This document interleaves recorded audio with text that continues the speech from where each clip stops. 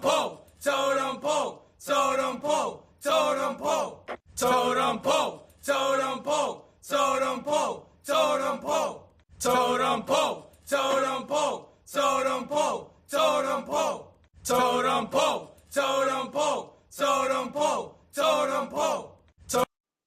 Ladies and gentlemen, welcome to Totem Pole Sports on Totem Pole Nation. We are here on a Monday. We got NBA playoffs. We're in the middle of May. We are halfway through the year. We are there. We are getting there. Totem Pole Nation, don't forget to like, comment, and subscribe. And we're sponsored by St. Pete Rejuvenate, and we're also sponsored by Autograph. All you have to do is download the Autograph app on the Apple Store or Google Play and sign up with an account, and then you would put in Totem Pole Nation, autograph.io. Use the code Totem Pole Nation to sign up, because bigger and better things are coming into the future of sports. Ladies and gentlemen, we got a lot of sports we got to talk about. I know the NBA playoffs, you got game 4 games tonight of the Boston Celtics versus the Cleveland Cavaliers. And, of course, you got Luka Doncic and the Dallas Mavericks versus the Oklahoma City Thunder and Shai Gilgeous-Alexander. All right. Now, before we get into the NBA, ladies and gentlemen, the NFL season is almost back. The NFL season is almost back because we have the NFL coming in. Schedule is going to be out on Wednesday at 8 o'clock. It's going to be a 3-hour show. We might have to stream the schedule because there's going to be some great matchups in the NFL. And that's what brings it today. The first thing we have to talk about, ladies and gentlemen, the Super Bowl champs, the Kansas City Chiefs, will play the Baltimore Ravens on week 1. AFC title game rematch. It will be played on September 5th at 8:20 p.m. kickoff. Man, these matchups are going to be great. Patrick Mahomes versus Lamar Jackson. Now, Ravens defense, both of these teams look different. I know Travis Kelce got an extension. I know Lamar Jackson has lost a couple receivers. I know that the Ravens have a new defensive coordinator.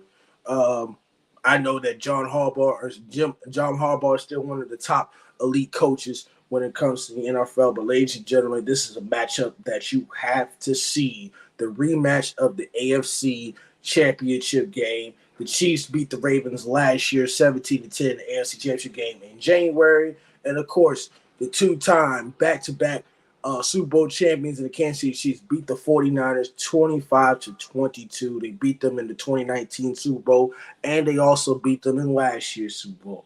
Patrick Mahomes is 4-1 against Lamar Jackson. The Kansas City Chiefs will be at home for the second straight year, and they're 9-2 in 11 games and season openers under Andy Reid. We know that the Chiefs lost to Detroit Lions, who made the NFC Championship game last year. They should have beat the 49ers. They lost 21-20. In addition to Patrick Mahomes, this team is going to be great. Travis Kelce got an extension. Chris Jones got an extension. The defense, I know they lost Snead, I think, or a corner, somebody of a corner to the Tennessee Titans, but this team is great. Lamar Jackson, two-time MVP, had the best record in the NFL last season. They had a top seed. They beat the Houston Texans, but they had a couple plays and a couple breakdowns on defense and offense that they lost against the Chiefs. But also the Ravens are bringing in Derrick Henry, right? Derrick Henry. That's what the Dallas Cowboys should have signed. The Dallas Cowboys should have signed Derrick Henry, but they were too stupid to realize and figure that out at the end of the day. Right? They were too stupid to figure that out. So at the end of the day, when it comes to the Ravens, We'll see who wins this matchup. The Ravens have won their last 8 week 1 games, and they're looking to be aggressive. The Ravens running backs only had 6 carries in the AFC Championship game, and I know that the Ravens running backs tend to be injury prone, but ladies and gentlemen, having Derrick Henry can change everything when it comes to certain stuff. So this will be a great matchup for week 1. Patrick Mahomes versus Lamar Jackson. We will figure out towards training camp and OTAs who's going to win that, because I'm not going to put a prediction up there as of right now. So that is what we have in the NFL today. Also, we're going to shift into basketball, shift into some gears real quick. Ladies and gentlemen, Bronny James receives medical clearance to play in the NBA. So Bronny James did enter the transfer portal, and then also he declared for the NBA draft. It looks like he's not going to go anywhere college-wise. He's going to go to the NBA draft. And according to the Lakers firing Darvin Ham and possibly being J.J. Redick as the new coach of the L.A. Lakers, that looks legit, or Ty Lue. We'll see how that goes. He's been medically cleared to play. And, he's going to, go into the NBA draft. We know that he had a cardiac arrest last summer and several months of basketball. They had 3 doctors to recover if he should be cleared. But, ladies and gentlemen, I know we don't have that much of Bronny James film. Only averaged 5 points a game, 2.8 rebounds, and 2.1 assists at USC. USC also has the Arkansas head coach, Eric Musselman. Did a great job. But LeBron James is in his 21st season in NBA. The Lakers star in LeBron could be a free agent. We don't know if he's going to stay or whether he is going to go. He hasn't given much thought lately about the notion of playing with Bronny James. So I know that was a thing earlier in the season, but could there be a possibility that Bronny doesn't play with his dad? Is there a possibility? Has he thought of the motion? Probably not. We'll just see what the Lakers do, because the Lakers need more help. They have a chance to draft Bronny, but that's if LeBron decides to stay. I guess we will figure that out, because he has a player option that he has until June 29th to figure that out. And we will see how that goes when it comes to Bronny James and whether he's going to do. Are you a Jersey fan? I like Drake, but I'm not like the biggest fan, if that makes sense. I'm kind of not a dick rider, but I listen to Drake. So we'll see what Bronny does, but the Lakers gonna need a lot more pieces. But it's coming. The NBA is trying to set up a motive where LeBron and Bronny play together. But depending on what LeBron wants to do free agency wise, we're just gonna have to see how that goes in the near future. When it comes to Bronny James in the NBA, if he gets drafted by the Lakers, he's gonna be taken in the first round, or is he gonna be taken in the second round? We'll have to figure that out and see once time goes. So the next thing we want to get into is we're going to talk a little bit of some hockey real quick. Ladies and gentlemen, if you've been watching the Stanley Cup, close to Stanley Cup playoffs in the NHL, the Panthers take a 3-1 lead in the East series with 3-2 win over the Bruins, right? So this is a great matchup. Alexander Barsky slipped through 3 Bruins defenders to score. They scored 3-2. The Florida Panthers over the Boston Bruins. They lead 3-1 in the semifinal series. This Florida Panthers team looks great. It looks like the season is over for the Boston Bruins. I know the Boston Bruins had somewhat of talent, and they had the talent back in the days, but playing without captain and leading scorer in the postseason, Brad Marchand, Boston jumped to a 2-0 lead with goals from David Pastrnak and Brandon Carlo and Jeremy Swayman, who had 38 saves for the Boston Bruins. But they blew a 2-0 lead and went to 3-2. So it is kind of over for the Boston Bruins. Now, we have seen some teams in the NHL, and not just in the NHL, but in multiple sports that have been down 3-1 and still found a way to basically win the series. We've seen that happen before. It's not very surprising at the end of the day. There's plenty of teams that are down 3-1 and still can win the series, but I think this series is over. The Canucks beat the Oilers 4-3. Brock Boser had 2 goals and assists. Elias Lindholm also scored twice, and Vancouver went on to beat Edmonton to take a 2-1 lead in the Western Conference playoff series. Also, Quentin Hughes and JT Miller had 2 assists, and rookie goalie Archer Silvers stopped 42 shots for the Canucks. And Mattis Elkholm, Leon Destrali, and Evan Butcher scored for the Oilers. Stuart Skinner stopped 11 of 15 shots before he was replaced by Calvin Pritchard in the start of the third period. Pickard finished with 3 saves in the NHL debut. Game 4 in the best-of-7 series is going to be back tomorrow night in Edmonton. Edmonton's leading power play was a 2-for-4, and Vancouver was 2-for-3.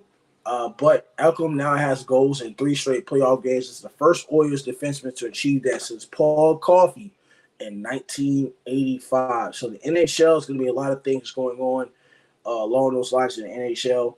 But we'll see how this goes. But the NHL does have something to prove when it comes to that. Next thing I want to really get into real quick, want to get into some NFL. Bo Nix gives Sean Payton praise for an impressive, mini camp that he's having with the Broncos. Ladies and gentlemen, when it comes to the Denver Broncos, they were 9-8 last year. Russell Wilson wasn't the best quarterback. Jarrett Stidham is not really a good quarterback option. They got Bo Nix in the first round. Coach Ball, we want to thank you. I don't know where the man from Seoul or the man from Seattle is, because when I try to prepare shows in advance and people don't show up, but I can't really worry about who's going to show up because we have a show to make, we have money to make, and we have content to flow, because at the end of the day, we have to be better than ESPN, Fox, and definitely Barstool. So, we can't worry about people that said they're going to show up and they're not going to show up. So the man from Seoul is not here. Ladies and gentlemen, Bo Nix. Through poise, patience, and passing and plenty of throws, Bo Nix gave Sean Payton to praise the first round draft. It looks like right now, Bo Nix, he was the 12th pick in this year's NFL draft. There's some patience involved. He's getting better in how he's operating. He doesn't feel like he's a rookie. Now, the question is, who's going to be the starting quarterback for the Broncos? It looks like he has a chance to, because whatever quarterbacks they had before Bo Nix, they're not going to win the AFC West with Justin Herbert and Patrick Mahomes, and the Raiders either going to go with Aiden O'Connell or Gardner Minshew. The AFC West is very tough. Bo Nix was the 6th selected quarterback in the draft, the first rookie to sign a contract. He ate the 4-year deal worth $18 million, including a $10 million signing bonus. Does not really worried about the bigger picture to sign. Now, I know this man has been in college forever. 3 seasons at Auburn and 2 seasons at Oregon. The quarterback room is Jarrett Stidham and Zach Wilson. Those will be the 2 veterans that will likely duke it out for backup duty as Payton looks towards developing Nix like he did Drew Brees in New Orleans. Nix is trying to become the first Bronco rookie quarterback to start the opener since John Elway in 1983.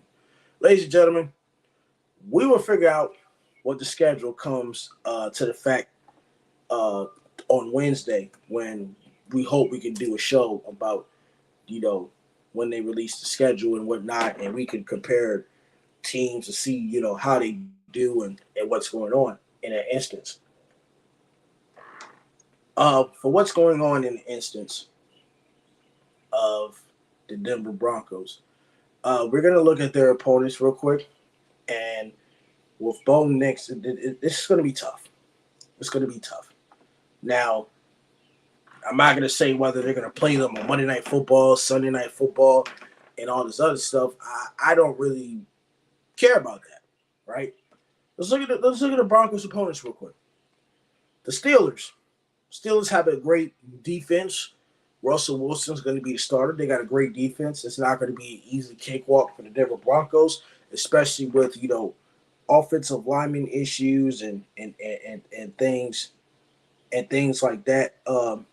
At the end of the day, so you can do that as long as that they play a Steelers team. That's going to be tough. They play the Chiefs. The Chiefs is not easy. They play the Bengals and Joe Burrow. They play the Jets and Aaron Rodgers. They play the Cleveland Browns. They play the Saints. They play the Chargers. They play the Seahawks, the Bucks, the Falcons, a bye week, possibly week 11 if the schedule is released as it says so.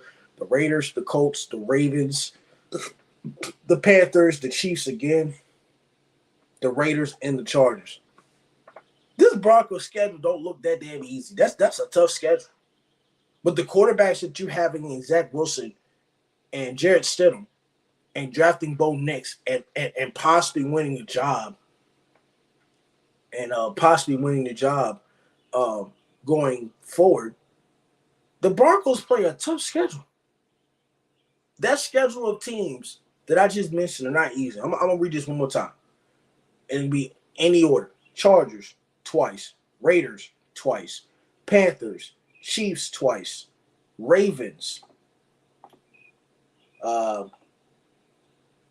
Colts, right? Falcons, Bucks, Seahawks, Chargers twice. The Saints, he returns to New Orleans. Sean Payton has familiar. The Browns, the Jets, Bengals, Steelers. That's a tough schedule. Now, I hope Bo Nix does great, and I know he's been in college for 5 years, but Sean Payton's got to be on a hot seat in Denver. You're paying a man $20+ million. He wants to make GM decisions and all this other stuff. This is tough for the Broncos. The Broncos have a tough schedule, a very tough schedule. I don't know how to tell you from the roster standpoint. I think they drafted great, but my concern when it comes to the Broncos is that offensive line. Can that offensive line hold up? Now you gave away one of your wide receivers to the Cleveland Browns in a trade. So the question is how good this year's wide receiver core. I know you could say, well, this rookie's going to do great. Well, we'll have to figure out and see if that's able to be played out on the field in circumstances and time. But the Denver Broncos, we're going to see how Bo Nix does and Sean Payton does. But it's not going to be easy. I'm trying to tell you that it's not going to be easy when it comes to these things. Now, let me go back to the NBA recap. Right, let's go back to the NBA recap of what happened yesterday. Yesterday, the Minnesota Timberwolves lost 2 games straight. Denver Nuggets are back in the series at 2-2. 2-2. The Nuggets got embarrassed the first 2 games, and the Nuggets come back and embarrass the Timberwolves again. I feel like this series between the Denver Nuggets and the Minnesota Timberwolves is literally going to be a 7-game series. It's going to be, ladies and gentlemen, it is going to be a 7-game series. 7-game series between the Denver Nuggets and the Minnesota Timberwolves. Whoever wins that would definitely represent the Western Conference and the NBA Finals in the West. That's going to be tough. And Edwards going off, but Jokic and Jamal Murray played better. Aaron Gordon played better. The Denver Nuggets have been there before. The Minnesota Timberwolves have not. I know I said the Minnesota Timberwolves probably was going to have a chance to win, but the Denver Nuggets have surprised me with them coming back in the series. Now, I'm not surprised they won Game 3, but the fact that both teams won at each other's home court. And I feel like this series, and I feel like nobody's going to say this, but I feel like at the end of the day, both teams are probably going to win at each other's home court again. Maybe Minnesota wins Game 5 in Denver, and maybe Denver wins game 6 in Minnesota, and then Minnesota possibly wins game 7 in Denver. Because no team's been able to beat each other at their home court. This is how aggressive the series is. Very aggressive between both teams. I think the next series is going to be on Tuesday or Wednesday when it comes to the Minnesota Timberwolves and the Oklahoma City Thunder at the end of the day. But it's going to be a very, very, very tough matchup. Now, yesterday, the New York Knicks looked lost yesterday. Ladies and gentlemen, the New York Knicks, man, the New York Knicks got whooped by 40 points against the Indiana Pacers. And the game wasn't even close at the end of the first quarter. If I remember correctly, the New York Knicks are so bad that they scored 14 points at the end of the first quarter. 14 points at the end of the first quarter. Ladies and gentlemen, I'll say that again.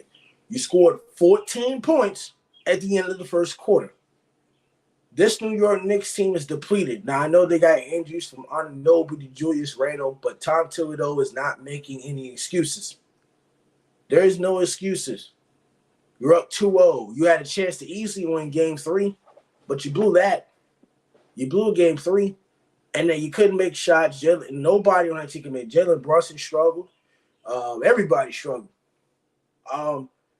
Is this a possible chance where we see maybe Boston and Indiana in the Eastern Conference Finals?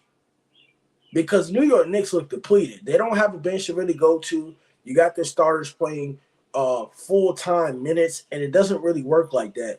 Especially if they end up going against the Celtics, who have better depth on the bench than the Knicks do, and you're playing your starters 30, 40 minutes a game. They're worn out, Thibodeau. Tibbs, they're worn out. You got to go to your bench. That don't even look good. Now, I think the Knicks will redeem themselves tomorrow. I think the Knicks probably win game 5. I think game 5 is going to be a very close game. Either it's going to be a blowout like Indiana did to them, or it could be close. But the New York Knicks look depleted. And I know there's a lot of fans out there talking about, well, the Knicks are this and that. And I have respect for the Knicks. They improved greatly under Tibbs. But their bench is scary. Now, I know the series is 2-2. But if you're going to march any farther, you can't have your starters playing an average of 40 minutes a game and expect to win a series. Not against the Boston Celtics with that bench that they have. Nah, not against the Celtics. It's going to be a competitive series if they get to the Boston Celtics. I'm not saying they suck. That's not what I'm saying. It's going to be competitive.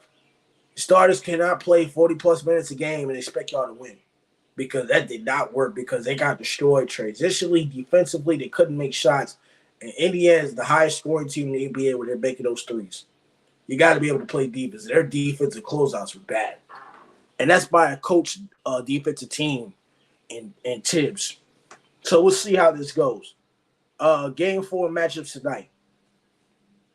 The Celtics versus the Cavs. I'm not surprised the Celtics beat the Cavs by 20. They went on to a fast start. Donovan Mitchell is going to be our main issue on defense. He still managed to drop 30-plus points. But the Celtics bench outplayed the Cavaliers bench at the end of the day. The Boston Celtics always find a way to lose game 2 and turn up in game 3. Now, the Boston Celtics, please put this game away. Put it away. Do not give the Cleveland Cavaliers any hope. Listen to what I'm saying. Do not give the Cleveland Cavaliers any hope. I'm going to go for Boston to win game 4. I will go with Boston to win game 4. They go back to Boston, game 5 up 3-1, and they close the series out. They're going to close it out. I don't care about no spread. I just need Boston to be up 3-1. Right? I'm very confident in my Celtics. You got to be up 3-1. The spread is 8.5. I guess you can give the 8.5 to Boston. But, Boston does tend to choke in some fourth quarters. They do tend to slack off just a little bit. But, ladies and gentlemen, The Boston Celtics will win Game 4 against the Cleveland Cavaliers. Donovan Mitchell and all of them are great, but the Boston Celtics team has been there before, and they should be able to win Game 4 in Cleveland. Thunder versus the Mavericks. Mavericks won 2 straight after the Thunder won Game 1. The Thunder let P.J. Washington score 27 points. I'm going to go with the Thunder to win this one. I think it'll be an interesting story if it's 2-2 heading back into Oklahoma City. The Thunder hadn't been able to win a road game yet. I think it's a chance that the Oklahoma City Thunder surprise. The spread is 1.5 between Dallas. I think OKC is going to come up with the upset. The game was close.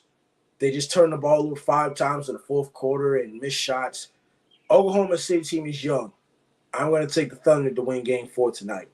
Series goes back to the Thunder 2-2. And I'm still thinking of a possible upset between the Mavericks. We'll see how this goes. But in the Thunder-wise, defensively, you got to make changes and not let P.J. Washington score almost 30 points, right? Because I know you still got to focus on Luka and Kyrie, but P.J. Washington dropped 27. Doesn't look good. Tomorrow is my little brother's birthday. Well, tell him from me and Totem Pool Sports, we tell him happy birthday. So happy birthday to your little brother. So yes, I've got the Celtics and the Thunder winning tonight's game. In the NFL, Antoine Whitfield is the highest paid defensive back in the NFL.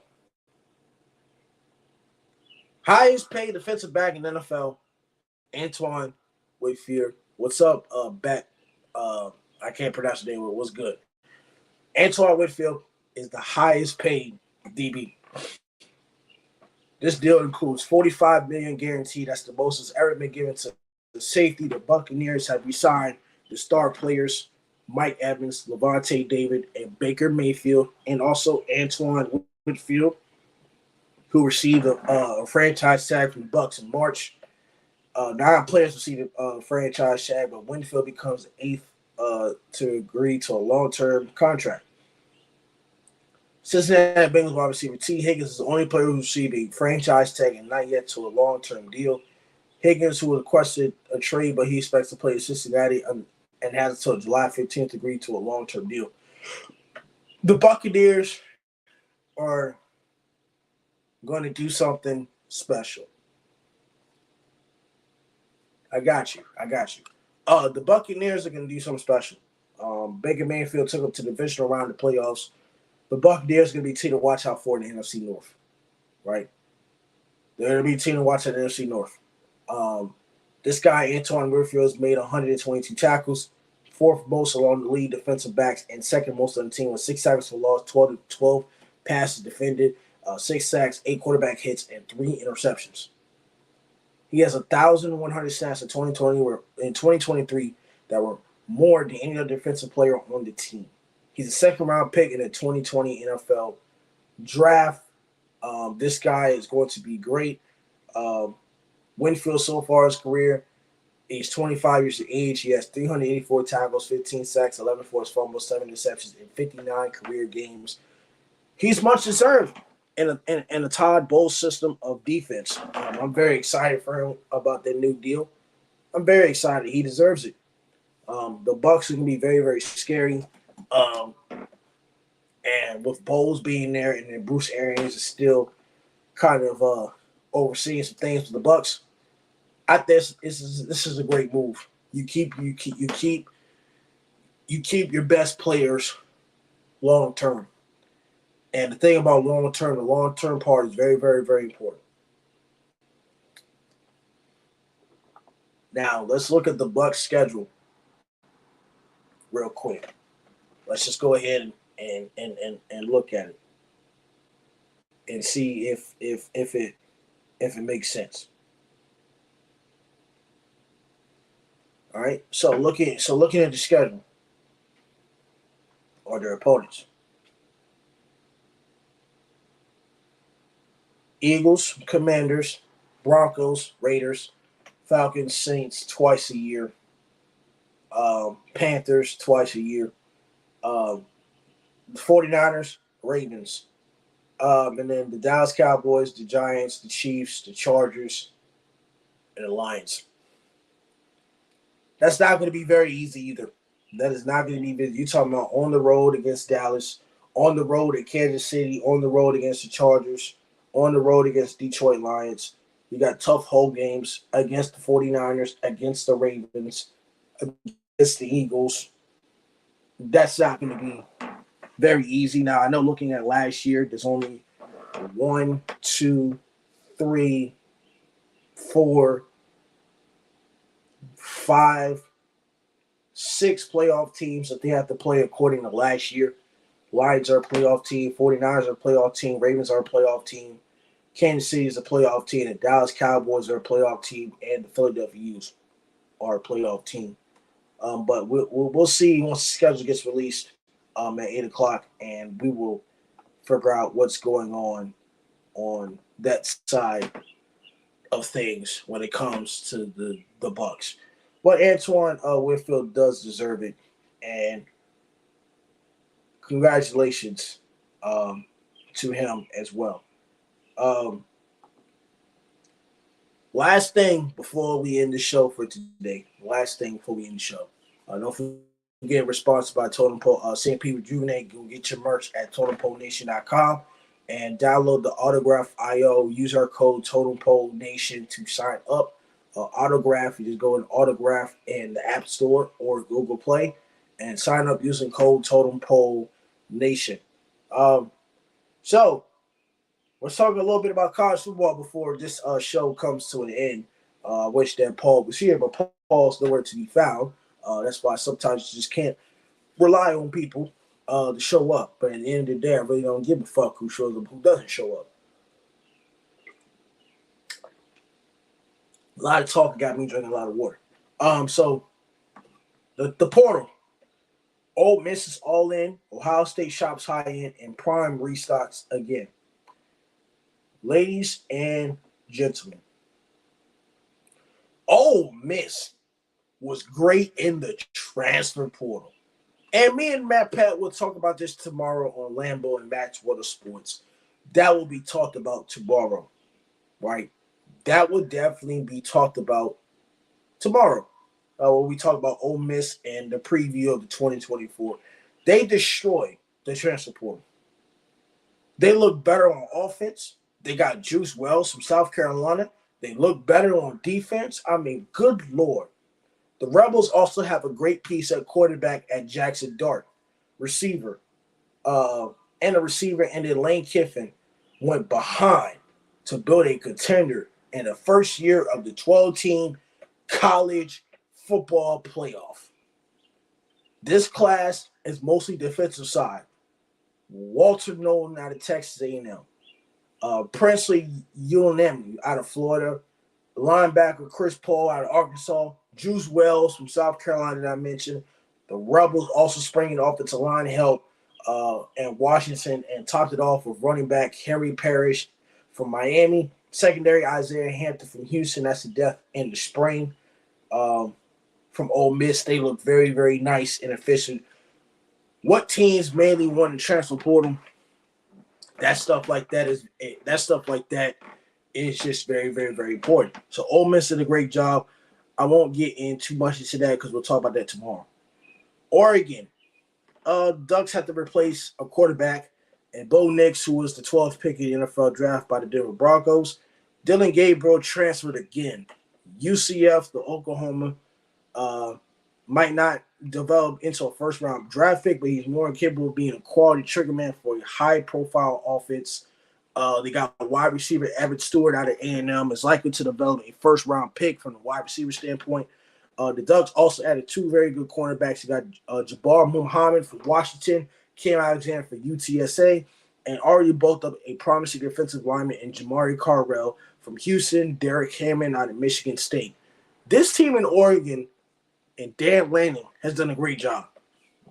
Dan Lanning, there's a reason why Dan Lanning did not take that job at Alabama. because Dan Lanning has the resources that he needs. See, when you go to the right place in college football, it's about having the resources. Dan Lanning has the resources, and this Oregon team will probably be one of the top 12 best teams in the college football playoff. They only lost 2 games last year, and those 2 games were to Washington twice. They lost to one team twice, Washington. Well, Washington made them the national championship, so don't be ashamed about that. They also beating Southern California for Hammond and grabbing also Peyton Woodard out of Alabama in the spring. Transfer pass the Ducks already have, which Oregon's going to roll into the Big Ten. All right. Troy Taylor has been to Miami. He knows Alex Mirabal, the offensive line coach. Miami in year 3 under Mario Cristobal.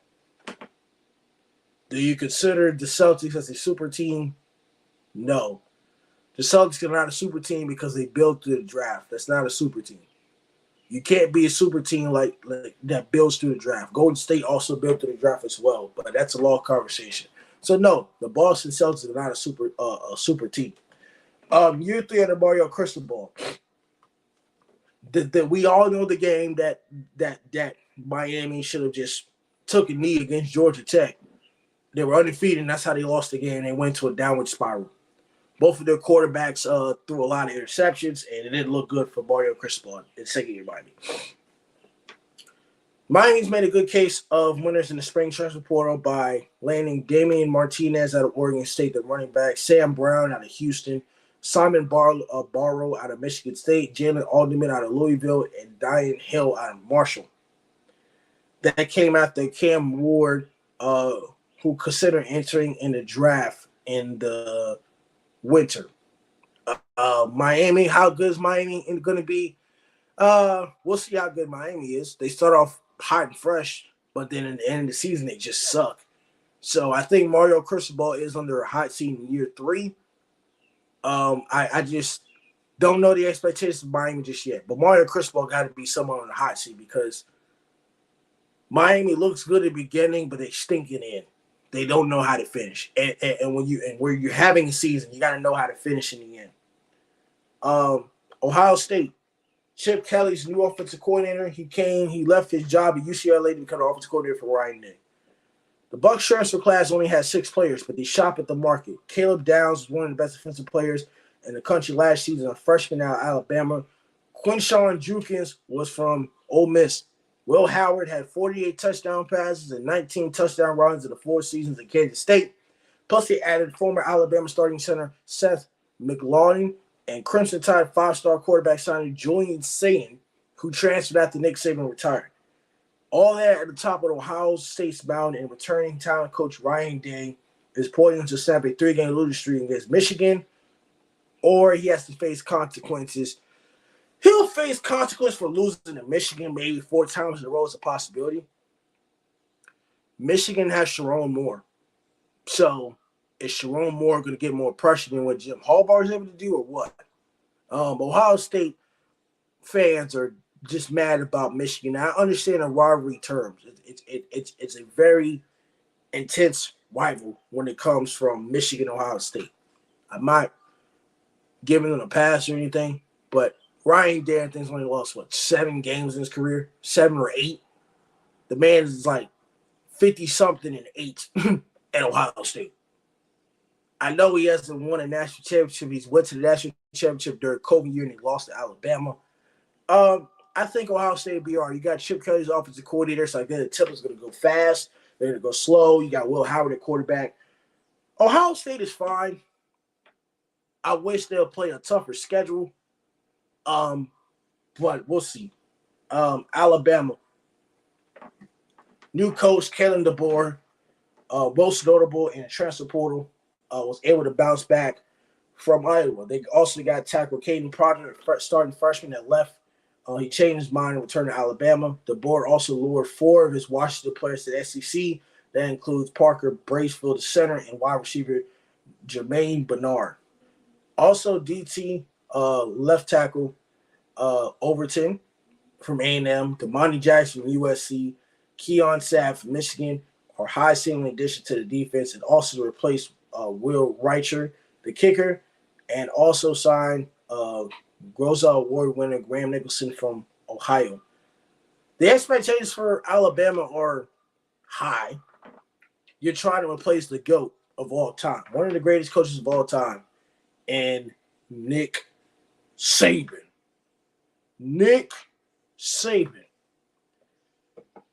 It's going to be high. I don't know if they're the favorites to be in the SEC until I see something. I know Ken the boys went everywhere he's went. Division III, high school. I mean, Washington for 2 years. He knows how to build a powerhouse. I'm not questioning that. I'm questioning the defense because Nick Saban's teams always had a great defense. It's all about defense in the SEC. And I don't think Alabama is going to be the main. They're a target, but everybody's happy that Nick Saban retired. They're a target, but we'll see. My favorite SEC team probably coming out might be Ole Miss. Last thing, Colorado primetime Deion Sanders. He brought in more than 50 transfers last year. Coach Prime has a transfer class of 39 and counting.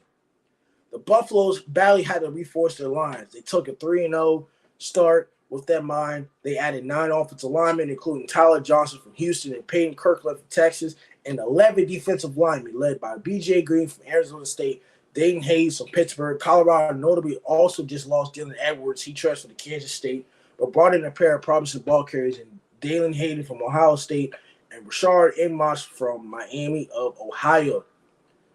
Colorado's in the Big Ten.